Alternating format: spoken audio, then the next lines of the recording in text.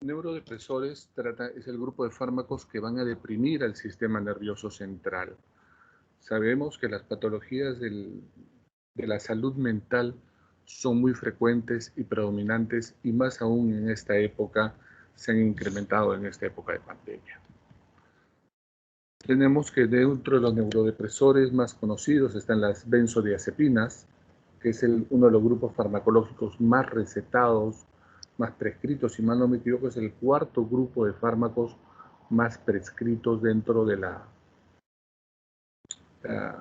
receta habitual de los médicos. Estos medicamentos deben ser solamente vendidos bajo receta médica. Hay un antagonista específico de la benzodiazepina para neutralizar sus efectos. Conocemos que más de una vez llegan a las emergencias pacientes que han tomado gran cantidad de barbitúricos, una sobredosis de barbitúricos, algunos con la idea de un intento de suicidio, y bueno, pues tenemos el flumazenil como antídoto. Tenemos otros tipos de fármacos con alguna actividad ansiolítica, como los antidepresivos. Son propiamente para la depresión, pero tienen una ligera actividad ansiolítica. Tenemos a la buspirona, que es un ansiolítico no benzodiazepínico. Tenemos los barbitúricos, que también los vamos a tocar hoy día. Tenemos un grupo de hipnóticos diversos, y ahí están incluidos los antihistamínicos de primera generación, como la clorfenamina, que se tocará en la clase de antihistamínicos, no es motivo de hoy día. Algunos fármacos, como el caso del hidrato de cloro, ¿no? Como el caso del solpidem, de la zopiclona, que los vamos a tocar hoy día, y el alcohol propiamente, que también es un neurodepresor, que es motivo de un seminario. Si los clasificamos de acuerdo a su estructura, los barbitúricos, las azapironodecantoínas, como el caso de la buspirona, la metatiazonalona, como la clormesanona, que es propiamente un relajante muscular, las ciclopirrolonas, como el caso de la zopiclona, las imidazopiridinas, como el caso del solpidem, las pirazolopirimidinas, como el caso del saleplón, y las benzodiazepinas, que es el tema que más vamos a tocar. Las benzodiazepínicas podemos clasificarlas de diversas formas. Una podría ser de acuerdo a sus efectos. En los efectos propiamente tenemos tres tipos de efectos: sedantes, hipnóticos y ansiolíticos. La sedación se define como aquel efecto farmacológico que tiene que ver con disminuir la excitación del paciente y tranquilizarlo. También puede ser un equivalente o un sinónimo, se le conoce también como tranquilizantes en la práctica de la gente profana. También tiene un efecto hipnótico. El efecto hipnótico no es la hipnosis como la conocen los profanos, los no médicos, sino la hipnosis se refiere al efecto que induce al sueño, a la somnolencia. Y el efecto ansiolítico, porque tiene un efecto sobre la ansiedad. También tiene un efecto miorelajante, anticonvulsivante y otros efectos que veremos más adelante. Pero regresamos a estos. Efectos ansiolíticos tienen, por ejemplo, el alprazolam, el clonazepam y el lorazepam, que son los tres más recetados en este grupo. Como hipnóticos, pues hay varios, como el caso del midazolam, el estazolam, el flurinatrazepam, y nuevos hipnóticos han aparecido, que lo vamos a revisar en otro tema, y los antagonistas de la benzodiazepinas. Las benzodiazepinas son medicamentos de uso psicotrópico que actúan sobre el sistema nervioso central fundamentalmente, que tienen un efecto sedante, hipnótico, ansiolítico, anticonvulsivante. Sobre todo es usado como anticonvulsivante en dosis alta por vía endovenosa, fundamentalmente el diazepam, en pacientes que llegan en plena convulsión. También tienen un efecto amnésico. El efecto amnésico se utiliza, por ejemplo, cuando vamos a realizar un procedimiento realizamos una endoscopía y colocamos el midazolam. El paciente va a inducir a sedación, se va a quedar dormido, vamos a poder hacer el procedimiento con seguridad, pero el paciente no se va a acordar nada durante ese periodo de tiempo. Entonces tiene un efecto amnésico. Hay algunos reportes, algunos estudios que el uso prolongado de las benzodiazepinas se relaciona con fenómenos tipo Alzheimer y dan una explicación ahí con la amnesia, etcétera. No hay nada claro sobre ese fenómeno y tiene un efecto mío relajante, que es una actividad que relaja el músculo liso estriado, ¿no? Y produce pues una cierta laxitud, ¿no? Los hipnóticos usados para el tratamiento fundamentalmente del insomnio pueden ser clasificados de acción corta, de acción intermedia o de acción prolongada. Y esto es en virtud de su velocidad, de su vida media. De acción corta son el midazolam, el triazolam, por ejemplo, no benzodiazepínicos, el zolpidem y la zopiclona. Estos inductores del sueño, estos hipnóticos de acción corta, lo que hacen es te inducen rápidamente al sueño, pero el efecto dura poco. Te permite dormir, te permite descansar, pero en la mañana siguiente no te permite estar con el fenómeno que le llamamos de resaca. Por favor, hay alguien que tiene el micro encendido, apáguelo, por favor. Gracias. Entonces, el fenómeno de resaca se refiere a aquel fenómeno que en la mañana o al día siguiente todavía estamos bajo el efecto de la benzodiazepina y estamos aletargados, lentos, con sueño, medios borrachitos, podemos decirlo. ¿Ya? Y la velocidad de absorción que va a estar en relación a su periodo de latencia, ¿ya? Van a ser generalmente de acción rápida, excepto el midazolam que demora un poquito más cuando es por vía oral. Cuando es por vía parenteral, el midazolam comienza tan rápido como a menos de los 5 minutos. Tenemos los fármacos de acción intermedia, como el alprazolam, el flunitrazepam y el lorazepam, que quizás son algunos de los más utilizados, ¿no? Y su velocidad de acción será intermedia, su velocidad de absorción, el alprazolam y el lorazepam, intermedia para el oxazepam y de acción rápida para el flunitrazepam. Y los de acción prolongada, como el caso del bromazepam o el caso del diazepam, que permiten un sueño mucho más duradero. Entonces, se pueden clasificar de acción larga los que tienen más de 12 horas de duración, los que tienen de acción intermedia de 8 a 12 horas y los que tienen de acción corta de 4 a 6 horas. Los que tienen de acción ultracorta, una vida media inferior a las 5 horas. Generalmente esto lo usamos para los procedimientos o para la preanestesia muchas veces. Y las benzodiazepinas actúan a nivel de receptor GABA de tipo A. Conocen el receptor GABA, es aquel que se localiza en el sistema nervioso central, que permite la unión del ácido gamma-aminobutírico al receptor. Este va a modificar la estructura del canal de cloro, va permitiendo que se aperture el canal de cloro e ingrese cloro a la célula. Bueno, pues las benzodiazepinas se unen a él, por ejemplo, los barbitúricos, permitiendo el ingreso del cloro a la célula. De tal manera que al ingresar el cloro a la célula van a despolarizarla y con esto van a inducir a efectos depresores del sistema nervioso central. Estos efectos están dados por la sedación, que es cuando una persona está tranquila, tranquila fundamentalmente. Un efecto hipnótico, un efecto de disminución de la ansiedad, de relajación muscular, amnesia anterógrada y actividad anticonvulsivante, fundamentalmente el diazepam. Muy bien. Los dos principales efectos son la sedación y la hipnosis. El efecto sedante e hipnótico se da a través de los receptores GABA de tipo A, tipo omega 1, y los tipo omega 2 se relacionan más con el tema de la relajación muscular.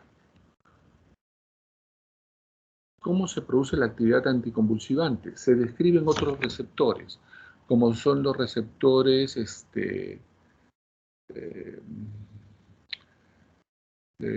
intracelulares de tipo mitocondrial y de tipo, se me escapó el nombre,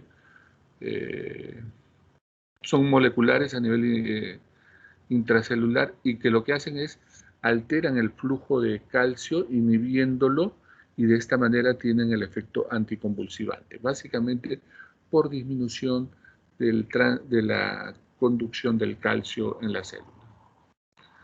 Esto es otra vez la clasificación de las benzodiazepinas y acá tenemos un poquito en virtud de su vida media, que ya lo hemos clasificado, en virtud de su potencia, los que son los más potentes son el midazolam, el alprazolam y el lorazepam, y los que son menos potentes, el diazepam, el clobazam y el oxazepam.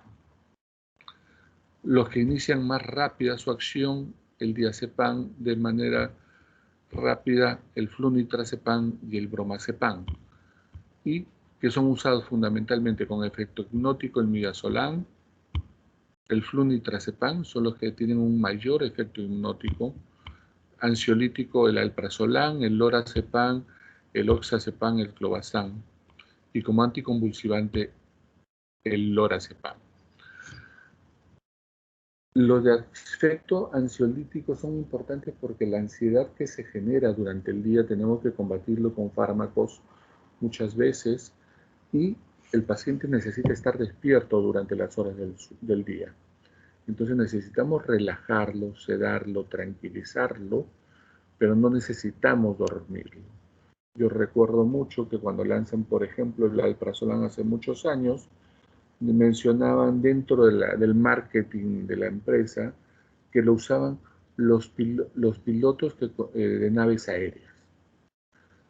Y eso hablaba de la seguridad para que el paciente pueda utilizarlo en cualquier circunstancia con seguridad, porque al producir una depresión del sistema nervioso central, uno como que está un poco aletargado, enlentecido, como que está, pues, digamos, manejando en segunda, no llega a desarrollar toda la velocidad que uno tiene y todo es paz y amor, llamémosle así.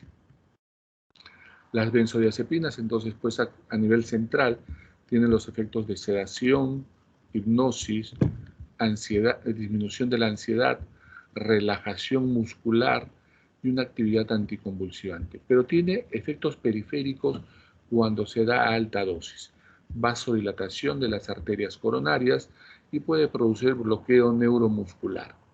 El bloqueo neuromuscular producirá parálisis.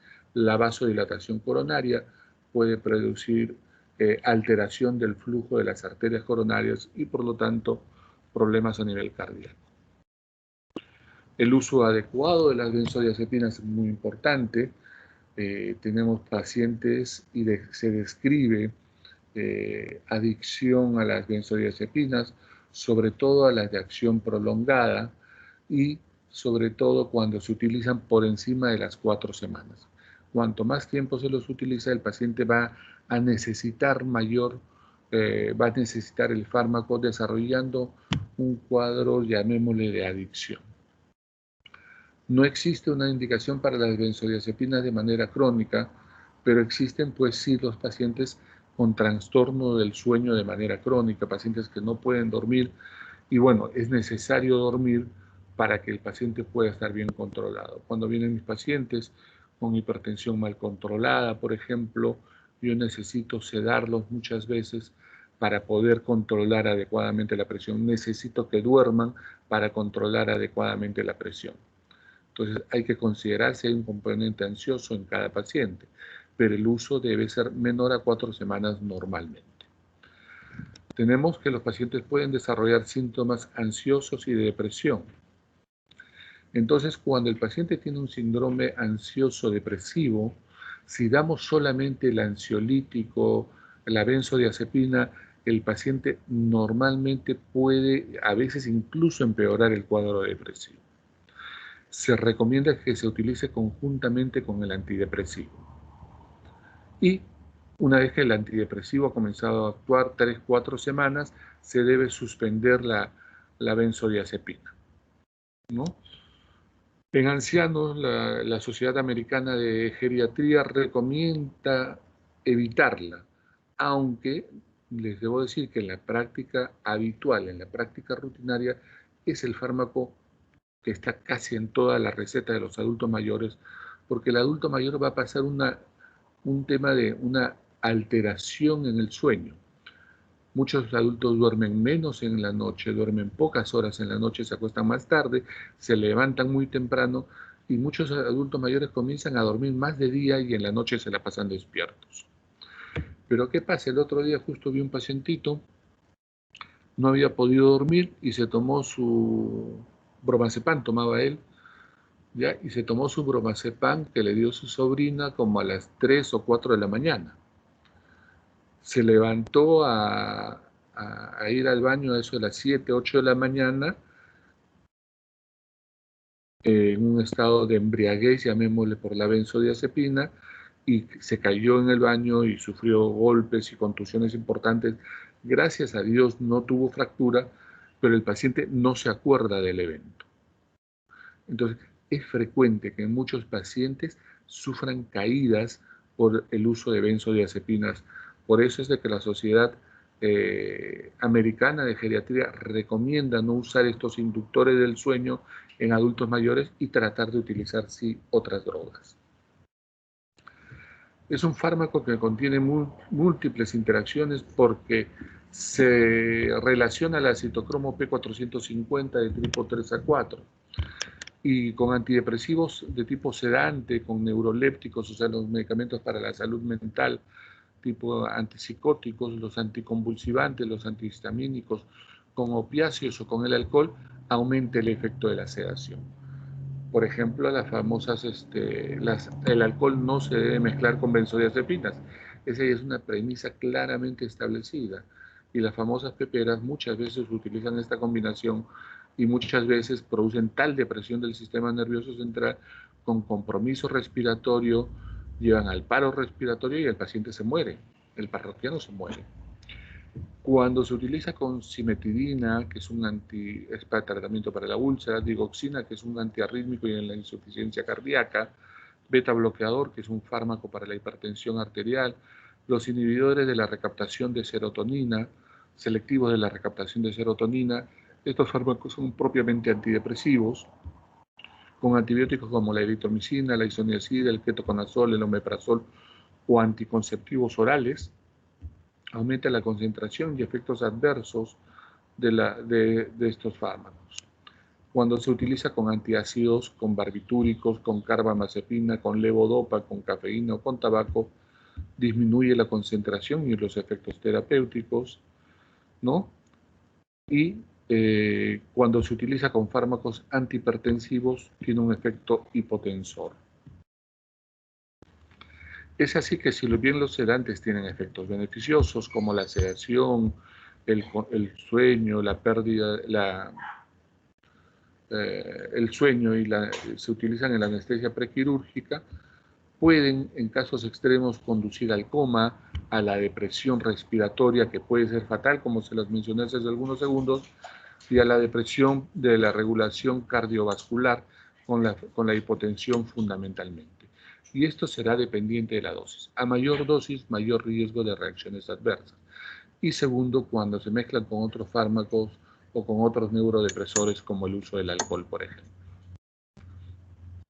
Efectos secundarios de las benzodiazepinas, tiene un efecto residual durante el día. Algunos pacientes todavía tienen sueño durante el día y hay que regular la dosis o cambiarlo a uno de acción ultracorta o pasarlo a un hipnótico no benzodiazepínico, como el caso del Zolpidem o como el caso de la soficlona.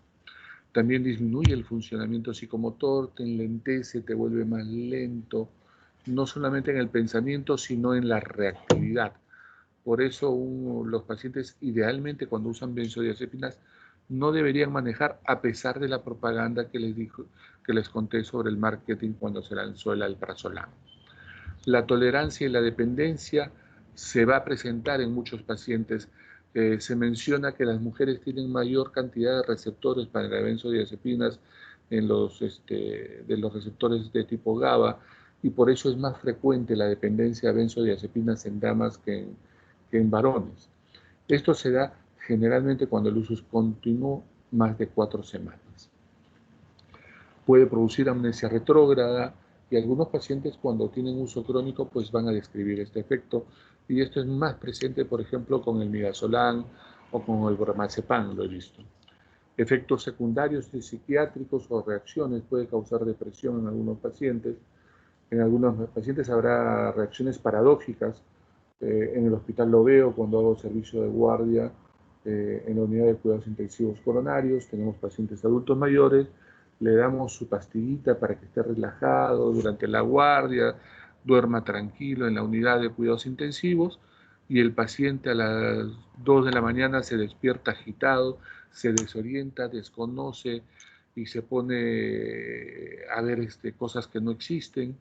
Que suele ser frecuente estas reacciones paradójicas en el adulto mayor.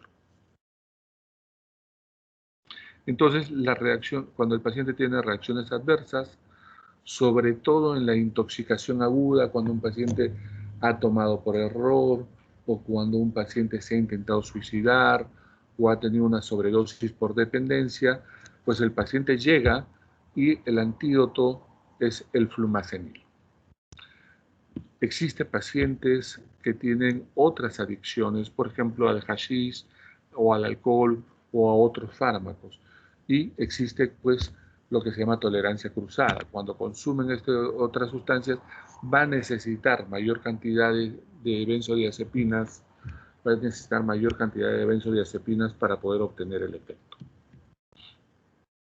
El antagonista por excelencia de las benzodiazepinas es el flumazenil, que es un antagonista del receptor GABA, que va a bloquear el efecto de las benzodiazepinas, pero como es para la intoxicación aguda, cuando el paciente viene inconsciente, viene sedado, viene hipotenso, viene en mal estado general, el uso es por vía parenteral endovenosa, su inicio de acción es rápida, su duración es breve, tiene una vida muy corta de alrededor de 1 hora, por lo cual en la intoxicación aguda, si vemos de que los fármacos pueden durar hasta 12 horas de efecto, pues es un fármaco de acción ultracorta y hay que repetirlo varias veces para poder mantener el efecto y combatir la intoxicación aguda por benzodiazepinas.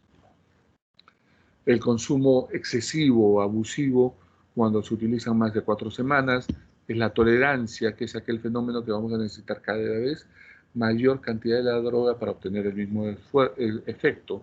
La dependencia, tanto física, psicológica, variará según la dosis y la continuidad con la que utilice el fármaco cada paciente. Y se podrá desarrollar síndrome de abstinencia en los pacientes, ¿no?, de acuerdo a cuán prolongado ha sido su uso y cuánta dosis haya utilizado. Cuando el uso es prolongado y utiliza alta dosis, número 1, hay que irlo retirando poco a poco, no hay que retirarlo bruscamente para que no haga abstinencia. Y en segundo lugar, hay que tratar de sustituirlo con otras drogas porque va a pasar a una fase de excitación. Muy bien, vamos a revisar un poco los otros grupos farmacológicos, fundamentalmente los barbitúricos, que son drogas también hipnosedantes que existían antes de las benzodiazepinas. El famoso caso Marilyn Monroe, que se suicidó y se le atribuye a los barbitúricos como los responsables del suicidio, aunque las teorías conspirativas dicen que fue un asesinato porque los enredos con los hermanos Kennedy que ella tenía. Pero bueno, sea uno o sea otro, aparentemente el tema fue sobredosis de barbitúricos. Estas son drogas de uso de derivados sintéticos, derivados del ácido barbitúrico y que han sido actualmente desplazadas por el uso de benzodiazepinas, excepto en dos casos fundamentales. En el caso de que es utilizado como anticonvulsivante y es utilizado en la medicación preanestésica. Son los de acción, la clasificación son de acción ultracorta, como el caso del tiobarbital, de acción corta, el caso del pentobarbital y el secobarbital, intermedia el amobarbital y de acción prolongada el fenobarbital sódico o sencillo. Los que más se utilizan en la inducción anestésica son el tiopental, ¿no? Fundamentalmente, y también el pentobarbital, son las dos más usadas, porque la idea es inducir a la anestesia, dormirlo al paciente, sedarlo. Tiene un pequeño defecto analgésico, por lo que algunos médicos operan solamente con barbitúrico, cuando es una cosa muy sencilla. Una vez iniciada la cirugía, pasan a utilizar sus anestésicos generales y ya esto pasa el efecto. Cuando el paciente llega convulsionando, lo que usamos es fenobarbital normalmente. El mecanismo de acción es el receptor GABA, tal cual el mecanismo de acción de las benzodiazepinas, ¿no? Prolongando la apertura de los canales de tipo L, permitiendo el mayor ingreso de cloro a la célula y por lo tanto pues el cambio de la polaridad.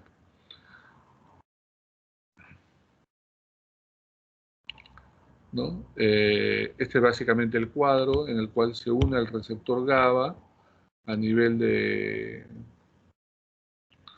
receptor GABA va a permitir el ingreso de cloro a la célula y pues de esa manera actuará. Es un fármaco que se puede administrar por vía oral, por vía intramuscular, por vía endovenosa. Tiene buena absorción, al igual que las benzodiazepinas, se absorben en más del 80% y no se altera esto con los alimentos. Su distribución es amplia, fundamentalmente su distribución a nivel cerebral, pero puede producir problemas a nivel hepático. Se ha descrito hepatitis por fenobarbital, por ejemplo, porque tiene un gran metabolismo a este nivel. Se fija escasamente a proteínas plasmáticas, lo que caracteriza su vida relativamente corta, su metabolismo hepático, su excreción renal, y tiene una semivida que va a aumentar con la edad. A mayor edad, el fármaco vivirá más, fundamentalmente porque las formas a través de las cuales se elimina la función del riñón, por ejemplo, va a ir disminuyendo con la edad.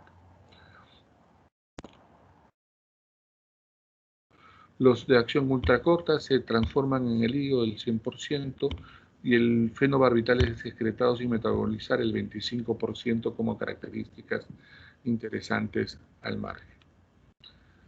Les decía que los de acción ultracorta comienzan muy rápido su acción y normalmente dura menos de media hora su efecto, pero su vida media puede llegar a ser hasta 46 horas.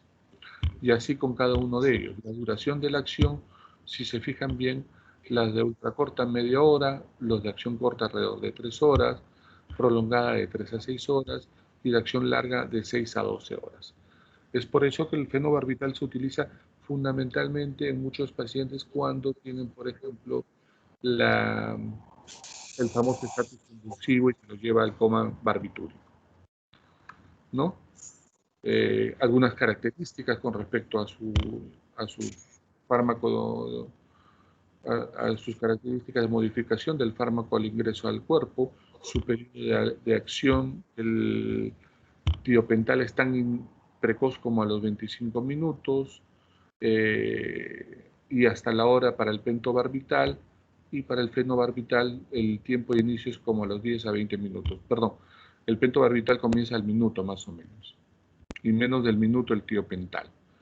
La duración de la acción prolongada es hasta 24 horas, del secobarbital hasta las 4 horas y media en promedio, y de alrededor menos de 1 hora para el tiopental.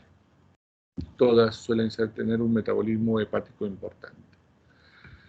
¿Qué pasa cuando nos pasamos de la dosis? Vamos a causar, bueno, primero la depresión del sensorio de grado leve, que es lo que buscamos, pero si nos pasamos podemos llegar incluso al coma.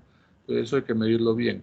A veces queremos llegar al famoso coma barbitúrico como una medida de terapia, pero normalmente no.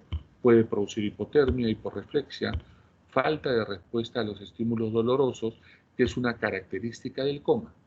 El estrabismo, o sea, la alteración de la direccionalidad de la visión, pupilas mióticas cuando está en un estado profundo de coma, nistagmo, ¿no? Y alteración de la respiración, depresión precoz del centro vulvar, edema, disminución de la frecuencia respiratoria, amplitud, ¿no? E incluso el paciente llega al paro respiratorio.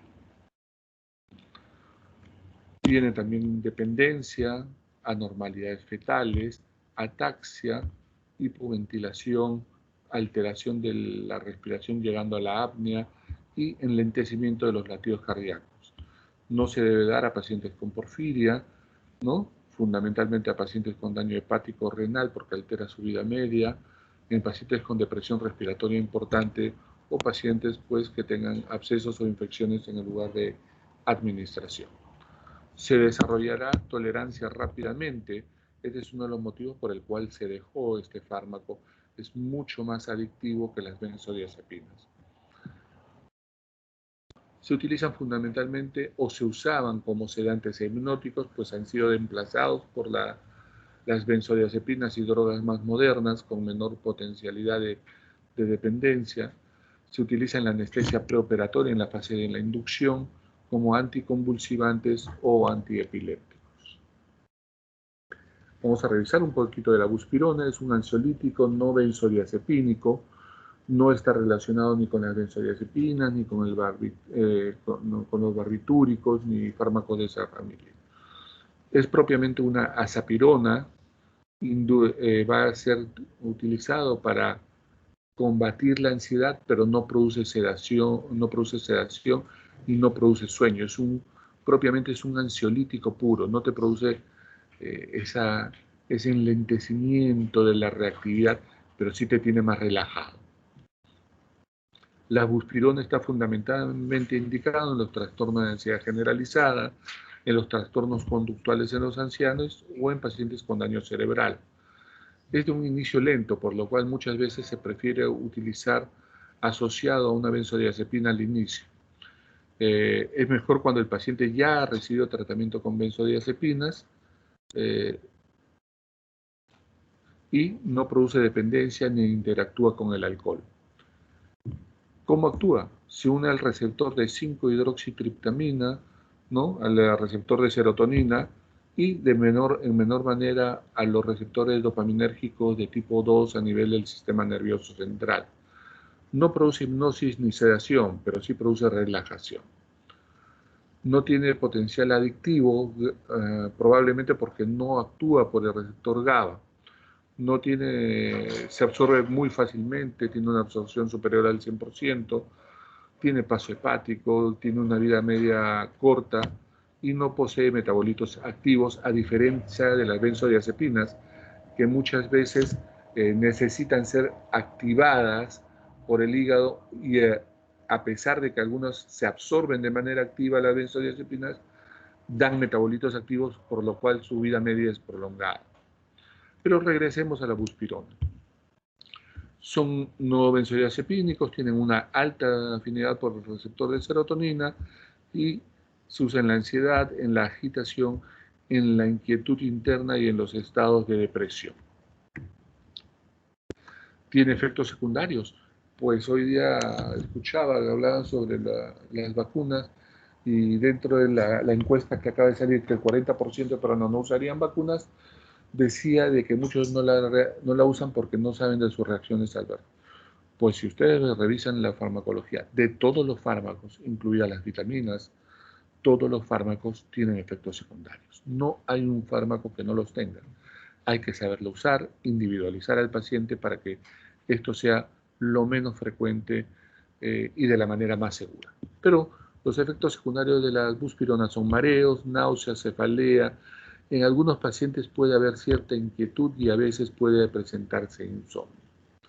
No se conocen muertes por sobredosis de buspirona. No se relaciona con el haloperidol o con la digoxina. Tiene pocas interacciones, perdón. sí interactúa con el halopuridol y con la digoxina. Se debe esperar administrar hasta 2 semanas después de la inhibición de los inhibidores de la monoaminoxidasa. ¿Qué es lo que pasa? La depresión y la ansiedad van juntos en muchos pacientes. Entonces, muchos pacientes han estado usando, por tener un síndrome ansioso depresivo, antidepresivo de la familia de los inhibidores de la monoaminoxidasa, y cuando se pasa a utilizar, cuando se va a comenzar, se considera utilizar buspirona, el paciente debe tener un tiempo de 2 semanas de no utilizar el antidepresivo de esta familia, para que no haya potenciales efectos adversos importantes. No hay tolerancia cruzada a benzodiazepinas. Si el paciente hizo tolerancia a benzodiazepinas en el síndrome ansioso, puede usar buspirona y no hay problema. Muy bien. El zolpidem es un análogo de las benzodiazepinas, es un inductor del sueño propiamente, y la idea es de que el paciente vaya a usar eso en el momento que se va a dormir. El mecanismo de acción actúa a través del receptor de las benzodiazepinas, al ser un análogo de estas. O sea, su estructura es químicamente similar a ella, pero no es una benzodiazepina. Se indica fundamentalmente en los trastornos del sueño, puede producir cierto grado de dependencia física con su uso prolongado. Se recomienda que el uso para regular a pacientes que tienen trastorno del sueño de reciente aparición, por ejemplo. En estos días de pandemia, muchos pacientes me llamó por tema del trastorno del sueño, o era uno de esos síntomas, ¿no? Y una buena alternativa en esos pacientes jóvenes que antes no habían tenido trastorno del sueño era utilizar un inductor del sueño benzodiazepínico por menos de 4 semanas, se regulaba y se suspendía el fármaco. Este fármaco tiene un efecto sedante, hipnótico, ¿no? Va a actuar sobre los receptores GABA, como ya les dije, muy cerca del receptor propiamente a nivel de las benzodiazepinas. Es eficaz en mejorar el sueño, induce rápidamente el sueño, por eso este término, acorta la latencia del sueño. O sea, si tú demoras en conciliar el sueño 1 hora, con eso vas a demorar 20 minutos. Se recomienda que el fármaco se utilice, por lo tanto, media hora antes de irse a la cama. Para esto el paciente debe estar listo para dormir. No es que llego a mi cuarto, prendo la televisión y tomo el fármaco. Pues en ese caso no va a actuar adecuadamente, porque la televisión va a estar estimulando la actividad del sistema nervioso central y va a competir con la actividad del zolpidem, ¿no? Y prolonga el tiempo total del sueño en pacientes que experimentan insomnio de manera crónica. Al momento de interrumpir los fármacos, los efectos persisten hasta 1 semana después, y esto puede ocurrir también a veces en algunos pacientes el fenómeno de rebote. Se suspende la droga, sobre todo cuando se utiliza por mucho tiempo y el paciente pierde el deseo de dormir, se le presenta insomnio en el primer día, ¿no? Entonces se utiliza en el insomnio de reciente inicio de manera corta, no por mucho tiempo, menos de 4 semanas. Produce mareo, somnolencia, no altera el desempeño psicomotor, o sea, la calidad del pensamiento, ni la capacidad cognitiva. No produce síndrome de abstinencia, no tiene interacción con el alcohol, con los opioides o con otros depresores del sistema nervioso central. La zopiclona, que es una ciclopirrolona, tiene una estructura molecular grande, supera los efectos de sedación diurna, ayuda a superar los efectos de sedación diurna de las benzodiazepinas. Químicamente es diferente a las benzodiazepinas. Es un ansiolítico, anticonvulsivante con actividad miorelajante. Demora el comienzo, pero va a alterar el sueño no REM, la fase 3-4, aumentando el periodo de estos, y esto va a ocurrir porque se une al receptor GABA muy cerca también del punto donde se unen las benzodiazepinas. Se absorbe rápidamente por vía oral, menos de 1.5 horas para ser absorbido, para su periodo de latencia. Su biodisponibilidad es superior al 80%, su una proteína más del 50%, es metabolizado a nivel hepático, ¿no? Y solamente el 4% o 5% es eliminado por la orina. Muy bien, jóvenes. Eso es lo que teníamos que hablar sobre neurodepresores. Si tuvieran alguna pregunta,